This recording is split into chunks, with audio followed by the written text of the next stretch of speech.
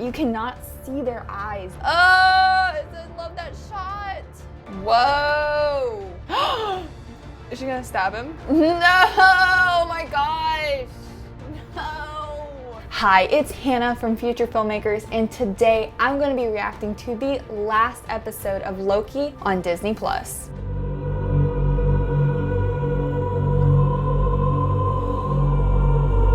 I am so super excited to be reacting to this today because I'm a huge Marvel fan and I haven't seen this yet, and I think it's gonna be really cool to watch this and give like the filmmaker like insight onto maybe just a little bit of what's happening. What is the cinematographer thinking when he's designing the shot? And it'll just be fun to react with it with you guys. And there are massive spoilers coming, so be sure to make sure you watch this entire series before you watch this video. And if you're a filmmaker, make sure you stick around to the end of this video because I'm gonna tell you how me and this channel are gonna help you get your first ever filmmaking job. So if it's your dream to make a Loki series or any type of superhero movie in your lifetime, be sure to stick around to the end of this video so I can help you start on that dream today. So we're gonna get right into this. I'm so excited for this.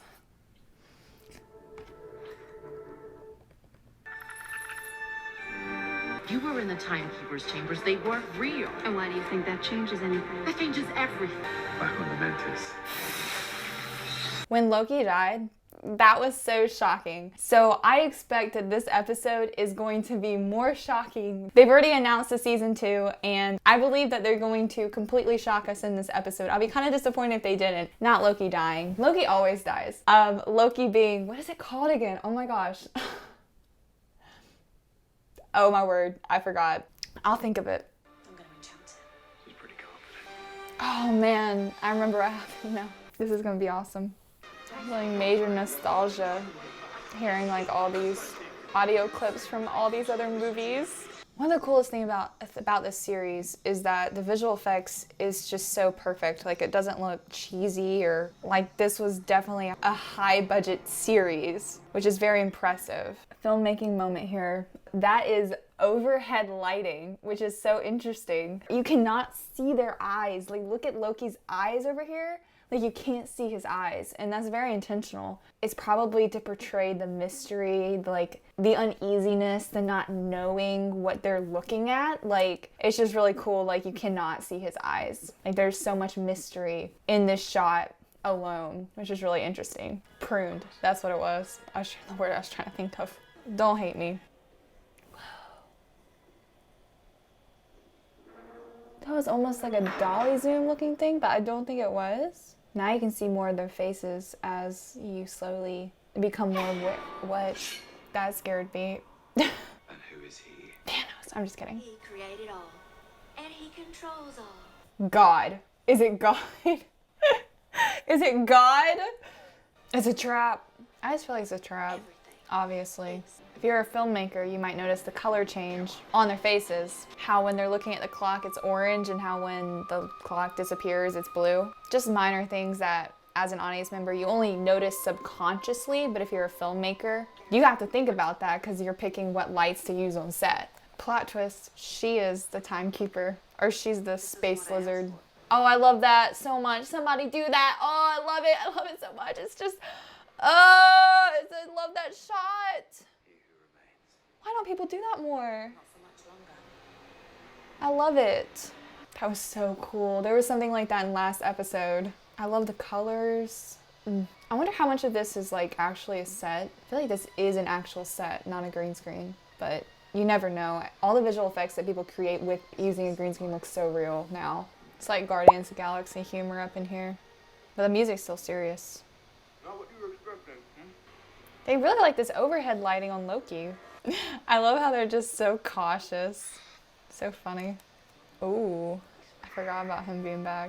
I don't know her name, but I really like the complexity of her character. I really just never know what to expect for her. I don't even know like to classify her as a protagonist or an antagonist. I just think that's like great to do in filmmaking, is have characters who are more complex rather than just like, oh, this is the bad guy, oh, this is the good guy. Like, obviously she's weighs way heavier towards an antagonist than a protagonist, but it's almost like she has the same goals and frustrations that all the protagonists have. I think it keeps the audience members on their toes. I just don't even know what to expect.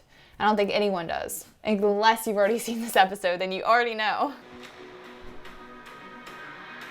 I was racking the focus. We found you.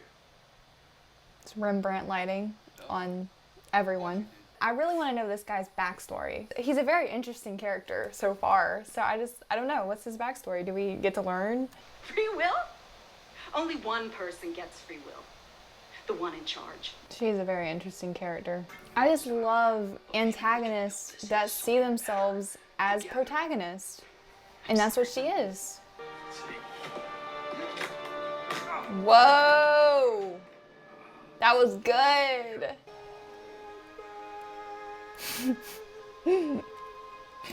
This guy is so funny. You're welcome. I love this guy. You take over and return to the TVA and its benevolent rulers.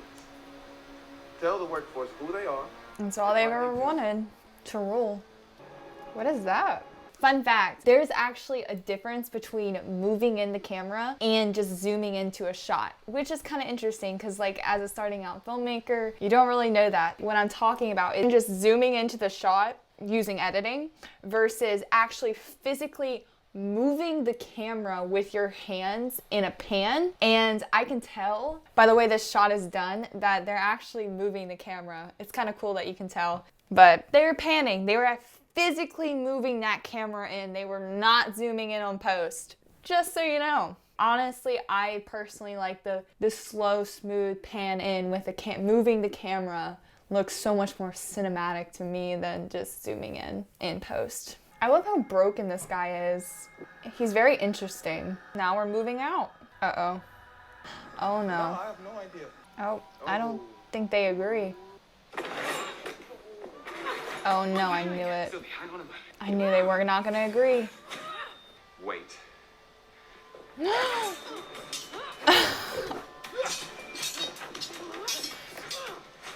this is so cool. I mean, I actually trust Loki, but I think it would be interesting if he was lying. Because I really do trust him, and I think all the audience members do trust him. And I think it would be like kind of a massive twist if he was actually lying. There we go, Matrix. Why is this so good? Well, she killed him. I want you. I just Want you. Why can't you just say it? I just want you to be okay. You to be okay? Are you serious? Kiss. Yes! Sorry, I'm a sucker for romance. I want to be kissed like that. But I'm not you. Is she gonna stab him? Oh. Twist. No. Oh, let's just go back. I just wanna... That was cool. I wonder how you could do that. I kind of want to do it, like, with filmmaking. I think that'd be really interesting.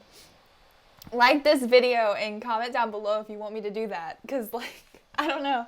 I feel like that was not that complicated to do. And then I can show you how to do it so you can recreate it. Look at that lighting. Oh my goodness. It's so, like, it's hard, it's orange, and it's just so interesting. I love it. Since she killed him, I feel like he was telling the truth.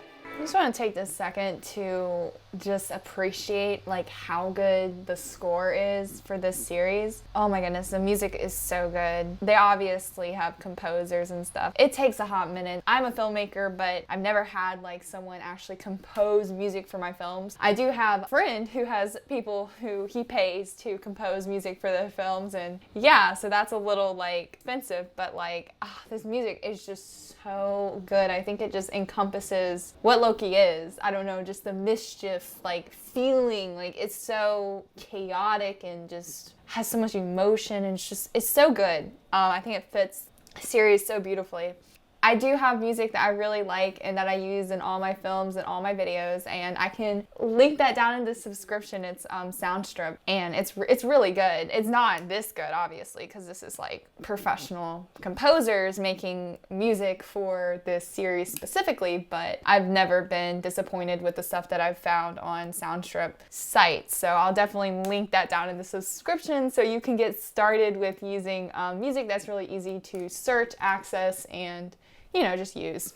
I think we can very easily make these using presets from Film Riot. I really think we can. So comment down below if you want to see us jump into After Effects and try to make these like variations of the timeline, because this is very beautiful, and I think it's, I don't know, I think it's possible. It's gonna end, isn't it? I'm sad. It's gonna cry. That's still Rembrandt lighting, guys. Triangle. What's he gonna do? I would have thrown that guy. 7 minutes left. But there's credits. What's happening? Oh my gosh. I knew there's gonna be some massive twist at the end. No! Oh my gosh! No! It's already happened! This is so good! Oh my gosh.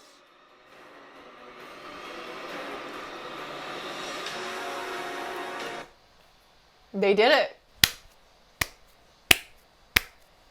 That was better than Loki being pruned. It was. It really was. Oh man, my mind is blown. That was such a good twist. Ugh, I love it. Man, someone go out and make a film like this. My gosh. Okay, well that was amazing. That was just, I just can't even. I'm like, I don't even have words for how good that was. I love this series. I am so excited about season 2.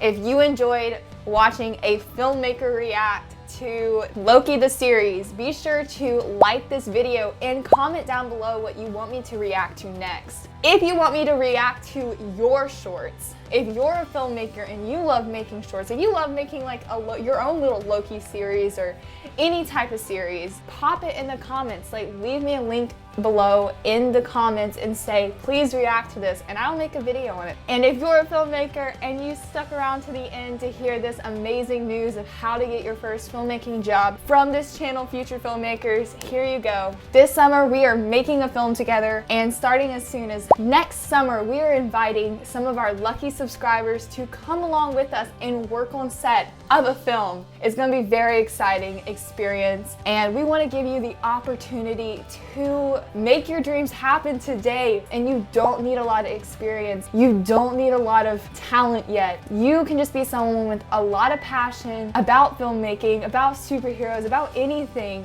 You just have to be a filmmaker, someone who's working towards their dream, and someone who is actively involved within the Future FilmMakers community. So in order to be actively involved, make sure you're watching our videos, you're subscribed, you have that notification bell on, and you are commenting down below. That is how to be active today, and maybe next summer or a summer after that, come along with us on set and work on your first film ever. It's gonna be so exciting. So be sure to hit that subscribe button if you're a filmmaker today. And if you're just someone who likes the Loki series, let me know what you like about it and what do you like about Marvel. Have you seen Black Widow yet? I haven't yet. Do you want me to do a reaction on that? Just let me know down in the comments. If you're a filmmaker, remember to never stop creating, because it's our turn to make it happen. Testing, 1, 2, 3, testing. This is why we're testing this. Just turn it off. When you don't know what to do, you just turn it off. Testing. Testing. So now I see levels. It's not recording if you don't see levels. Interesting. Testing. Oh, here we go. Here's some levels. Testing. Testing. 1, 2, 3. Are you using that light?